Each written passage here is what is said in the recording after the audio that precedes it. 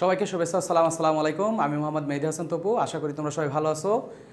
তো first time এবং second timer যারা তোমরা অ্যাডমিশনের স্টুডেন্ট আছো, তোমাদের জন্য বিশেষ করে যারা সেকেন্ড টাইমার আছো, ঠিক আছে, এইচএসসি 25 ব্যাচের শিক্ষার্থীরা, তোমরা হচ্ছে শর্ট সিলেবাসের ওপর প্রিপারেশন নিয়েছো, এইচএসসি পরীক্ষা দিয়েছো। এখন অ্যাডমিশনে যে ফুল সিলেবাসের যে বিস্তারিত টপিক আছে, এই টপিকের অধিকাংশ স্টুডেন্টের টপিক ক্লিয়ার নেই। তো আজকে আমরা যে অধ্যায়টা নিয়ে আলোচনা করব, একটা অধ্যায়ের একটা টপিক নিয়ে আলোচনা করব, সেটা হচ্ছে মানবদেহের প্রতিরক্ষা। দেখো, মানবদেহের প্রতিরক্ষার যে টপিকটা আলোচনা করবো সেটা হচ্ছে প্রতিরক্ষা ব্যবস্থায় অ্যান্টিবডির ভূমিকা। ওকে, তো দেরি না করে চলো শুরু করি যে মানবদেহের প্রতিরক্ষায় অ্যান্টিবডির ভূমিকা। তো প্রথমে আমরা অ্যান্টিবডি নিয়ে আলোচনা করবো। অ্যান্টিবডিটা কি এবং অ্যান্টিজেন কি? অ্যান্টিজেন বলতে জীবাণু বোঝায় এবং এই জীবাণুকে ধ্বংস করে, এটাকে অ্যান্টিবডি বলে। ঠিক আছে, সহজ ভাষায় এটা বুঝতে গেলে। তো পরবর্তীতে প্রথমে দেখো, দেহের প্রতিরক্ষা তন্ত্র থেকে উৎপন্ন এক ধরনের গ্লাইকোপ্রোটিন। তাহলে এক ধরনের প্রতিরক্ষা ব্যবস্থা থেকে, আমাদের দেহে প্রতিরক্ষা ব্যবস্থা আছে কয় স্তর বিশিষ্ট? 3 স্তর বিশিষ্ট। তাহলে 3 স্তর বিশিষ্ট যে প্রতিরক্ষা স্তর আছে, প্রথম, দ্বিতীয়, তৃতীয়, এই তৃতীয় প্রতিরক্ষা স্তরে থাকে অ্যান্টিবডি, লিম্ফোসাইট। তাহলে এই প্রতিরক্ষা স্তর থেকে এক ধরনের দ্রবণীয় গ্লাইকোপ্রোটিন, যা রোগ ব্যাধি সৃষ্টিকারী নির্দিষ্ট অ্যান্টিজেনকে কি করে? ধ্বংস করে। অ্যান্টিজেনকে কি করে? ধ্বংস করে। তাকে কি বলা হয়? অ্যান্টিবডি বলে। অ্যান্টিবডিকে ইমিউনোগ্লোবুলিন, সংক্ষেপে কি নামে পরিচিত? ইমিউনোগ্লোবুলিন। এখন কয়েক ধরনের ইমিউনোগ্লোবুলিন আছে, আমরা সামনে পড়বো। ইমিউনোগ্লোবুলিনের প্রকারভেদ পড়বো, কাজ পড়বো, কোন ইমিউনোগ্লোবুলিন দেহে কত পার্সেন্ট থাকে। কারণ এইগুলো থেকে বিগত সালে তুমি দেখবে অ্যাডমিশন পরীক্ষায় বিভিন্ন ইউনিভার্সিটিতে বিভিন্ন রকমভাবে কোশ্চেন আসছে। ঠিক আছে, কোশ্চেন সলভ অবশ্যই আমরা করবো। আচ্ছা, এক ধরনের একটা প্রোটিন অণু। তাহলে দেখো, প্লাজমা বি কোষ বা প্লাজমা কোষ থেকে অ্যান্টিবডি উৎপন্ন হয়। এখান থেকে একটা প্রশ্ন আসে যে নিচের কোনটা অ্যান্টিবডি উৎপন্ন হওয়ার কারখানা হিসেবে কাজ করে বা অ্যান্টিবডি উৎপন্নের কারখানা? ঠিক আছে, অ্যান্টিবডি উৎপন্নকারী কারখানা হিসেবে কাজ করে। তাহলে সেটা হচ্ছে কি? প্লাজমা কোষ বা প্লাজমা বি কোষ। প্লাজমা কোষ, প্লাজমা বি কোষ একই। ওকে, এবং এটা এক ধরনের লিম্ফোসাইট কোষ। পরবর্তীতে দেখো, মানবদেহে প্রায় 100 মিলিয়ন ধরনের অ্যান্টিবডি উৎপন্ন হতে পারে। তাহলে মানবদেহে প্রায় কত মিলিয়ন অ্যান্টিবডি উৎপন্ন হতে পারে? 100 মিলিয়ন। 100 মিলিয়ন যদি অপশনে না থাকে, কি থাকবে? 10 কোটি। দেখো, Dhaka university, Jahangirnagar university, Rajshahi university, বিভিন্ন ইউনিভার্সিটি এই কোশ্চেনটা আসছে, মানবদেহে প্রায় কত মিলিয়ন অ্যান্টিবডি উৎপন্ন হতে পারে। পরের স্লাইডে দেখো, লেস ইম্পর্টেন্ট টপিক অ্যান্টিবডির গঠন। ঠিক আছে, লেস ইম্পর্টেন্ট টপিক অ্যান্টিবডির গঠন। এখন অ্যান্টিবডির গঠন, এখানে একটা চিত্র দেখতে পাচ্ছি, একটি আদর্শ অ্যান্টিবডির রেখাচিত্র বা আদর্শ অ্যান্টিবডির গঠনের চিত্র দেওয়া আছে। তো প্রথমত তোমার এই অ্যান্টিবডিকে যেটার ওপর ভিত্তি করে আলোচনা করা হয় সেটা হচ্ছে ভারী শৃঙ্খল, হালকা শৃঙ্খল। তাহলে দেখো, প্রত্যেক অ্যান্টিবডির মৌলিক গঠন একই রকম, আলাদা কিছু নেই। তাহলে প্রথম যে অংশটা আমরা আলোচনা করবো সেটা হচ্ছে ভারী শৃঙ্খল এবং হালকা শৃঙ্খল। প্রত্যেক অ্যান্টিবডিতে 2 জোড়া পলিপেপটাইড শৃঙ্খল থাকে। কয় জোড়া? 2 জোড়া। এর ভিতরে এক জোড়া থাকে লম্বা এবং ভারী, আর একটা থাকে হালকা শৃঙ্খল। তা এই দুইটার ওজন পড়তে হবে। এটা হচ্ছে কিলো ডাল্টন। কত কিলো ডাল্টন ভারী শৃঙ্খল, হালকা শৃঙ্খল কত কিলো ডাল্টন। ঠিক আছে, এখান থেকে পড়তে হবে। তাহলে ভারী শৃঙ্খল আছে 50 থেকে 60 কিলো ডাল্টন এবং হালকা শৃঙ্খল কত? 23 কিলো ডাল্টন। এটা অ্যান্টিবডির গঠনের, আমরা ভারী শৃঙ্খল এবং হালকা শৃঙ্খল নিয়ে আলোচনা করছি। এইবারটা একটু চিত্রের মাধ্যমে দেখো, চিত্রে দেখো, একটু চিত্রে যদি লক্ষ্য করো তুমি, ভারী শৃঙ্খল কোনটা? তাহলে বড় যে শৃঙ্খলটা আছে, বড় যে শৃঙ্খল, এটাকে বলা হয় ভারী শৃঙ্খল এবং এই ছোট এটাকে বলা হয় হালকা শৃঙ্খল। ঠিক আছে, দুই পাশে। নেক্সট, অ্যান্টিবডির গঠন। তাহলে অ্যান্টিবডির গঠন দেখো, ডাইসালফাইড বন্ড থাকে দুইটা শৃঙ্খলের মাঝখানে। এই দেখো, একটা ডাইসালফাইড বন্ড, এটা একটা ডাইসালফাইড বন্ড এবং এটা একটা, মোট 3টা ডাইসালফাইড বন্ড থাকে এবং এটা দেখতে অনেকটা কিসের মতো? ওয়াই আকৃতি। তাহলে 3টি ডাইসালফাইড বন্ড থাকে এবং এটা দেখতে কিসের মতো? ওয়াই এর মতো। দেখো, কিসের মতো দেখা যাচ্ছে? ওয়াই এর মতো। স্থায়ী এবং পরিবর্তনশীল অঞ্চল। এখন স্থায়ী অঞ্চল এবং পরিবর্তনশীল অঞ্চল দেখো, এই জায়গায় উল্লেখ করে দেওয়া আছে পরিবর্তনশীল অঞ্চল, আর একটা অঞ্চল দেওয়া আছে দেখো স্থায়ী অঞ্চল। তো গোলাপি রঙের যেই অঞ্চলটা দেওয়া আছে বড়, এটাকে বলা হয় স্থায়ী অঞ্চল, স্থায়ী হিসেবে থাকে। আর পরিবর্তনীয় অঞ্চল কি হয়? পরিবর্তিত হতে থাকে। ওকে, তাহলে এই দুইটা নিয়ে এখানে আলোচনা করা হয়েছে। Next slide. এটাও অ্যান্টিবডির গঠন নিজেকে আলোচনা করা হয়েছে। এখান থেকে যেটা আমরা পড়বো সেটা হচ্ছে এই অংশটা। তাহলে এই অংশটা একটা হচ্ছে অ্যান্টিবডির অংশ, আর একটা হচ্ছে এটা হচ্ছে অ্যান্টিজেন। অ্যান্টিবডি অ্যান্টিজেন ধরে। এখন ধরার যে অংশ, এই অংশকে বলা হয় প্যারাটপ। দেখো, অ্যান্টিজেন ধরার এই অংশটির নামকে বলা হয় প্যারাটপ। এটা তালা চাবি পদ্ধতিতে কাজ করে, কি অ্যান্ড লক প্রসেস। পরবর্তীতে দেখো এটা Jahangirnagar university, Dhaka university, Rajshahi university এবং গুচ্ছ পরীক্ষায় আসছে এই কোশ্চেন, যে অ্যান্টিজেন ধরার অংশটির নাম কি, প্যারাটপ, এবং এটা কিসের মতো কাজ করে, তেলাচাবির মতো কাজ করে পড়তে হবে। ওকে, এবার দেখো কবজ অঞ্চল, নিচের দিকে কবজ অঞ্চল কোনটা, দেখো এখানে একটু লক্ষ্য করো, ভারী শৃঙ্খল দুইটার মাঝখানে, এই যে একটা ভারী শৃঙ্খল এবং এই একটা ভারী শৃঙ্খল, এই দুইটা অংশের মাঝখানে যে অংশটা, এটাকে বলা হয় কবজা। এটাকে কি বলা হয়, কবজা। এটা অ্যান্টিবডিতে কিছুটা নমনীয়তা দান করে, অ্যান্টিবডিকে কিছুটা কি করে, নমনীয়তা দান করে। পরবর্তী দেখো অ্যান্টিবডির প্রকারভেদ, ভেরি ভেরি ইম্পর্টেন্ট, লেখাই আছে এই জায়গা, ঠিক আছে। অ্যান্টিবডির প্রকারভেদ থেকে বিগত সালের অ্যাডমিশন কোশ্চেন দেখতে পারো, প্রত্যেকটা ইউনিভার্সিটিতে বলো, যেখানেই বলো, এই অ্যান্টিবডির প্রকারভেদ থেকে একবার না একবার কোশ্চেন আসছে এবং নিয়মিত কোশ্চেন আসে এই টপিক থেকে। তো অ্যান্টিবডির প্রকারভেদটা পড়া খুবই জরুরি, খুব ভালো করে এই জিনিসটা পড়তে হবে। তো অ্যান্টিবডির গঠনে ভারী শৃঙ্খল রয়েছে, তাতে অ্যামিনো অ্যাসিডের ক্রমের ভিত্তিতে, অ্যামিনো অ্যাসিডের ক্রমের ভিত্তিতে 5 ভাগে ভাগ করা হয়েছে। কি কি দেখো, তাহলে 5 ধরনের অ্যান্টিবডি, কিসের, ভারী শৃঙ্খল রয়েছে, সেখানে যে অ্যামিনো অ্যাসিড, এই অ্যামিনো অ্যাসিডের ক্রমের ভিত্তিতে, যদি বলে অ্যামিনো অ্যাসিডের ক্রমের ভিত্তিতে অ্যান্টিবডিকে কয় ভাগে ভাগ করা হয়েছে, বলবো 5 ভাগে ভাগ করা হয়েছে, ঠিক আছে। তাহলে কি কি দেখো, গামা, আলফা, মাইক্রো, এপসাইলন এবং ডেল্টা, এই 5 ভাগে ভাগ করা হয়েছে। এই 5 ধরনের ভারী শৃঙ্খলের অ্যান্টিবডিগুলোতে নিচে আবার 5টা শ্রেণীতে বিভক্ত করেছে। কয়টা শ্রেণী, 5টা শ্রেণী।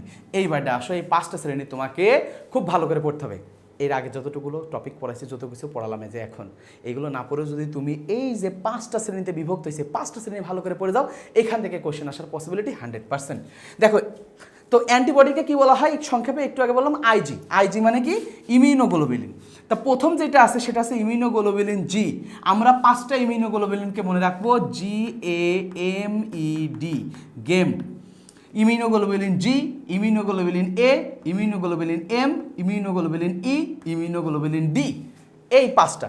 এবারে দেখো ইমিউনোগ্লোবুলিন জি থেকে দেখো Jahangirnagar university, Dhaka university, Rajshahi university medical admission test এবং গুচ্ছ ভর্তি পরীক্ষা, এখান থেকে কোশ্চেন আসছে অ্যাডমিশনে। ওকে, দেহের মোট ইমিউনোগ্লোবুলিন জি থাকে কত পার্সেন্ট, 75%। তাহলে 100% যদি ইমিউনোগ্লোবুলিন তোমার দেহে থাকে, তার 75%ই কি, ইমিউনোগ্লোবুলিন জি। সব থেকে বেশি পরিমাণে থাকে রক্ত, লসিকা, টিস্যু তরলে এই ইমিউনোগ্লোবুলিন বিস্তৃত। খুব ভালো করে বলতে হবে কোথায় এই ইমিউনোগ্লোবুলিন থাকে। এবারে দেখো কি বলেছে, কমপ্লিমেন্ট সিস্টেমকে সক্রিয় করে, কমপ্লিমেন্ট সিস্টেমকে কি করে, সক্রিয় করে, বিষাক্ত পদার্থকে কি করে, নিষ্ক্রিয় করে। খুবই ভালো কাজ করে কমপ্লিমেন্ট সিস্টেম, কি 20 প্রকার প্রোটিনে গঠিত কমপ্লিমেন্ট সিস্টেম, এইটাকে কি করে, সক্রিয় করে এবং বিষাক্ত পদার্থকে নিষ্ক্রিয় করে। ইমিউনোগ্লোবুলিন জি একমাত্র অ্যান্টিবডি যা গর্ভাবস্থায় অমরা অতিক্রম হয়, ভেরি ভেরি ইম্পর্টেন্ট। এবং এইটা ভর্তি পরীক্ষায় প্রশ্ন, তোমরা যদি এইচএসসিতে এই অধ্যায়ে পড়ে আসো, দেখবা এখান থেকেও বোর্ড কোশ্চেন আছে, অহরহ বোর্ড কোশ্চেন আসে, ঠিক আছে। খুবই গুরুত্বপূর্ণ টপিক। তো গর্ভাবস্থায় অমরা অতিক্রম করে, মায়ের অর্জিত প্রতিরক্ষা ভ্রূণে কি করে, বহন করে, ভ্রূণে কি করে, বহন করে। নেক্সট, অ্যান্টিবডির প্রকারভেদ। ইমিউনোগ্লোবুলিন জি করার পরে দেখো ইমিউনোগ্লোবুলিন এ, তাহলে GAMED লিখে দিয়েছিলাম কিন্তু 5টা, এই যে এইখানে জির পরে কি এবারটা এ। আসো, দেহের মোট ইমিউনোগ্লোবুলিনের 15% ইমিউনোগ্লোবুলিন এ, একটা MCQ। এই ধরনের অ্যান্টিবডি মিউকাস ঝিল্লিতে আবৃত থাকে, যেমন কোথায়, খুব গুরুত্বপূর্ণ, ওইটা কোথায় কোথায় ছিল, দেখো ইমিউনোগ্লোবুলিন জি ছিল কোথায় কোথায়, রক্ত, লসিকা, টিস্যু তরল, রক্ত, লসিকা, টিস্যু তরল। ইমিউনোগ্লোবুলিন এ কোথায়, পরিপাক, জনন ও শ্বসনতন্ত্রে, পরিপাকতন্ত্রে, জননতন্ত্রে, শ্বসনতন্ত্রে, পরিপাকতন্ত্র, জননতন্ত্রে, শ্বসনতন্ত্রে, ঠিক আছে। এইবারটা আমরা যেটা পড়বো, রোগ সৃষ্টিকারী অণুজীব এবং অণুকণাকে কি করে, প্রশমিত করে। আগেরটা কি করছিল, কাজ কি ছিল, কমপ্লিমেন্ট সিস্টেমকে সক্রিয় করছিল, বিষাক্ত পদার্থকে কি করছিল, নিষ্ক্রিয় করছিল। এখন ইমিউনোগ্লোবুলিন এ কি করছে, অণুজীব এবং অণুকণাকে কি করছে, প্রশমিত করছে।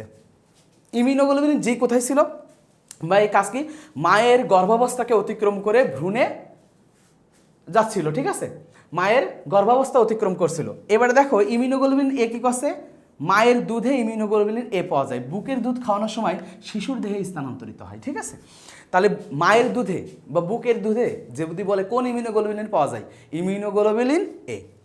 আচ্ছা, এটাকে দেখো সিক্রেটরি অ্যান্টিবডি বলা হয় এবং ছত্রাক প্রতিরোধী, সক্রাত প্রতিরোধী, ঠিক আছে, এটা খুব ভালো করে বলবা, ছত্রাক প্রতিরোধী। ইমিউনোগ্লোবুলিন এ হয়ে গেল GAM।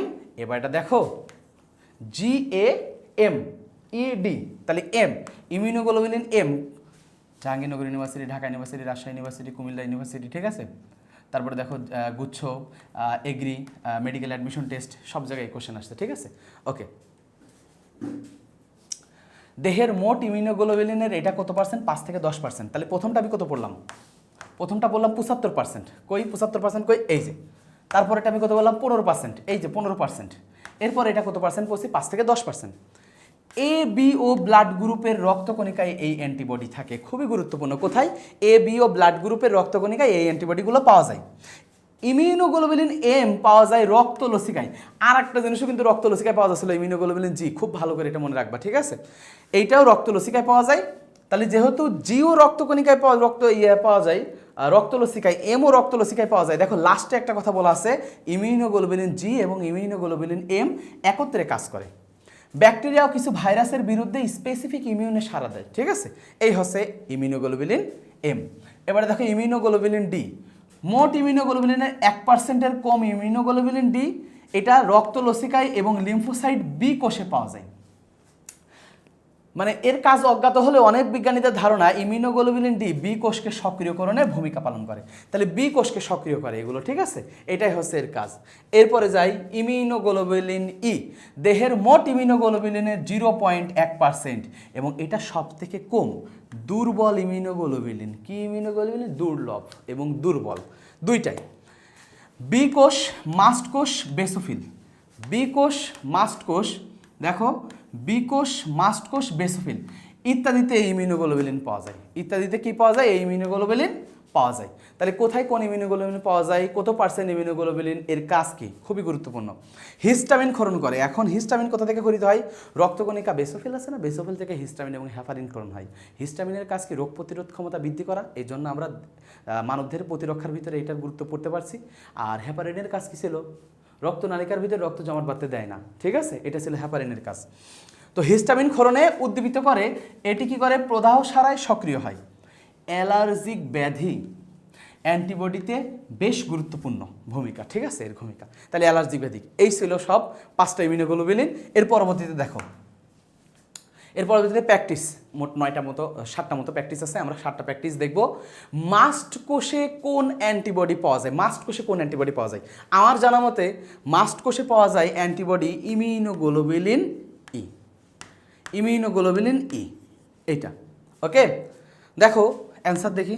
এই যে ইমিউনোগ্লোবুলিন ই, মাস্ট কোষে এই অ্যান্টিবডি পাওয়া যায়। এর পরবর্তী কোশ্চেন কি আছে? কোনটি দুর্বল প্রকৃতির অ্যান্টিবডি? ঢাকা ইউনিভার্সিটি 23-24 সালে ভর্তি পরীক্ষায় এই কোশ্চেন আসছে। আমার জানার মতো এটা ইমিউনোগ্লোবুলিন কি হবে? ই, দুর্বল প্রকৃতির, মানে দুর্লভ প্রকৃতির, খুবই কম পরিমাণে থাকে। ওকে, দেখি অ্যান্সার কি দেওয়া আছে। ইমিউনোগ্লোবুলিন ই, এটা অ্যান্সার দেওয়া আছে, ঠিক আছে? পরবর্তী কোশ্চেন, মায়ের দুধে অ্যান্টিবডি পাওয়া যায়। এই জায়গা কিন্তু 2টা অপশন ছিল, মানে 2টা আলাদা আলাদা এমসিকিউ। একটা আছে মায়ের গর্ভাবস্থা অতিক্রম করে কোনটা? ইমিউনোগ্লোবুলিন জি। আর একটা আছে মায়ের বুকের দুধে পাওয়া যায় কোন ইমিউনোগ্লোবুলিন? Immunoglobulin A. তাহলে এটা বলেছে মায়ের দুধে, তাহলে হবে কি? Immunoglobulin A. যাই দেখো ইমিউনোগ্লোবুলিন এ, ঠিক আছে? পরবর্তীতে গর্ভাবস্থায় যে অ্যান্টিবডি উৎপন্ন করে, কেবলই বললাম যেটা, ঠিক আছে? রাজশাহী ইউনিভার্সিটি দেখো 23-24 সালে কোশ্চেন। পরবর্তীতে যাওয়ার আগে তাহলে এটা অ্যান্সার দেখি কি? গর্ভাবস্থা, তাহলে ইমিউনোগ্লোবুলিন জি। ওকে, এই যে এটা জি। ওকে, অ্যান্টিবডি উৎপাদনকারী কোষ কোনটা? তাহলে অ্যান্টিবডি উৎপাদনকারী কোষ বলছিলাম, অ্যান্টিবডি উৎপাদনের ফ্যাক্টরি বলা হয় কোনটিকে? কারখানা বলা হয় কোনটিকে? ঠিক আছে, তাহলে কোনটা ছিল? প্লাজমা কোষ বা বি কোষ। দেখো যে এই জায়গা এই যে বি সেল দেওয়া আছে, বি কোষ মানে বি সেল। ওকে, তাহলে এটা ওকে, দেখো বি সেল অ্যান্সার দেওয়া আছে, ঠিক আছে? এটা দেখো জাহাঙ্গীরনগর ইউনিভার্সিটিতে কত সালে কোশ্চেন? 20-21 সালে কোশ্চেন। ওকে, অ্যান্টিবডির ভারী ও হালকা শৃঙ্খলার আণবিক ওজন। বলছিলাম যে ভারী এবং হালকা শৃঙ্খলের আণবিক ওজন পড়তে হবে। একটা ছিল ভারী শৃঙ্খল, সেটা হচ্ছে 50 থেকে 70 কিলো ডাল্টন, এবং হচ্ছে হালকা শৃঙ্খল মনে হয় 23 কিলো ডাল্টন, ঠিক আছে? তাহলে দেখো 50 থেকে 70 এবং 23 কোনটা আছে? প্রথমে ভারী ও হালকা বলছে না, তাহলে প্রথমে ভারীটা খুঁজতে হবে আমার, ভারীটা, হালকাটা, এটাই হবে কোশ্চেন অ্যান্সার। ওকে, ঠিক আছে? তাহলে এই হচ্ছে প্র্যাকটিস। ব্লাড গ্রুপিংয়ের অ্যান্টিবডি কোন ধরনের? ব্লাড গ্রুপিংয়ের অ্যান্টিবডি, ও মাই গড। তাহলে রক্তেও লসিকায় পাওয়া যায়, এবং হচ্ছে 2টা অ্যান্টিবডি একত্রে কাজ করে, আমরা পড়ছিলাম ইমিউনোগ্লোবুলিন এম এবং ইমিউনোগ্লোবুলিন জি। তাহলে এইটা হবে ইমিউনোগ্লোবুলিন এ সম্ভবত, M, sorry immunoglobulin M, immunoglobulin M. এটা রাজশাহী ইউনিভার্সিটি 17-18 সালে কোশ্চেন। Okay, thank you. শেষ, আমাদের এইটুকুই ছিল আজকে মানবদের প্রতিরক্ষা অধ্যায়ের অ্যান্টিবডির গুরুত্ব, অ্যান্টিবডির প্রকারভেদ। যতটুকু অংশ পড়াইছি ইনশাল্লাহ এতটুকু অংশ পড়লে এখান থেকে যে কোনো কোশ্চেন আসলে সে কোনো কোশ্চেনে তুমি অ্যান্সার দিতে পারবা। আর যদি বিস্তারিত যে কোনো অধ্যায়ের উপর তোমার হচ্ছে ক্লাস লাগে বা সাজেশন লাগে বা যে কোনো সহযোগিতা লাগে অবশ্যই আমাদেরকে জানাবা, নক করবা, কমেন্ট করবা। ওকে, সবাইকে শুভেচ্ছা ও সালাম, আসসালামু আলাইকুম, সবাই ভালো থাকো।